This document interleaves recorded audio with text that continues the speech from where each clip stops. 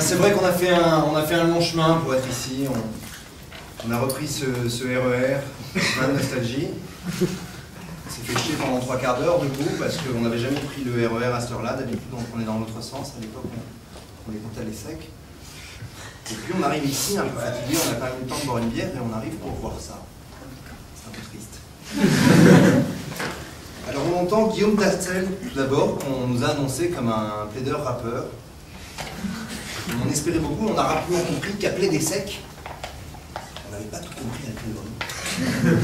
On plaide. Dos au jury. Les deux.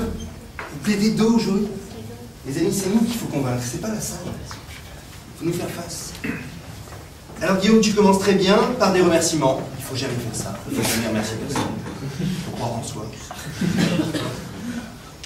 Tu commences et c'est assez bizarre, on dirait un écrivain qui lit un livre qu'il a écrit. Un mauvais livre qu'il a écrit en bas de la bouche. C'est un peu dur, tu ne nous fais pas vraiment rêver, puis soudain tu nous fais saliver, tu nous dis « J'aurais pu d'un élan de virilité faire l'hélicoptère !» Je suis une girouette, on se dit il va se passer quelque chose, et puis non, finalement, c'est quand même 7 minutes d'un navrant monologue narcissique autocentré, comme tu l'as dit toi-même, dans un élan de lucidité, ça a fini par arriver. Alors, visiblement, tu as avalé un dictionnaire de Morard, c'est très bien. C'est très bien. On a eu un peu l'impression quand même pendant 7 minutes qu'il avait retrouvé les manuscrits de la mère morte et qu'il avait décidé de nous les lire. C'était un peu chiant comme la pluie et finalement on a toujours l'aveu final, l'aveu du condamné. J'espère ne pas avoir été trop soporifique.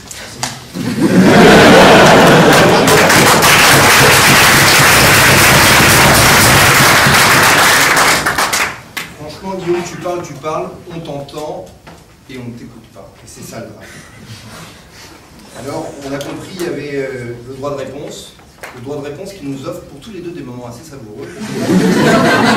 L'anarchisme, c'est dangereux, donc on a compris que, je sais pas, tu as 20 ans à peu près, 21 ans, 22.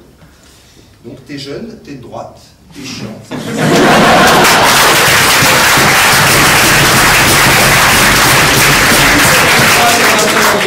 triste d'être de droite à 20 ans. Mais on avait notre petit rebelle. On avait Antoine Testu, le Quasimodo de la plaidoirie. Donc on nous avait dit, on nous l'avait annoncé, il est constipé quand il plaide. Alors c'est vrai. C'est vrai, tu as visiblement des problèmes de transit et moi, immédiatement, la question que je me suis posée, c'est est-ce que tu es aussi constipé lorsque tu ne plaides pas? Tu me diras ça tout à l'heure. Effectivement, Antoine Testu, il est énervé. Il est énervé, on a l'impression qu'il a avalé Mélenchon, il a Castro, on ne sait pas, il a marre.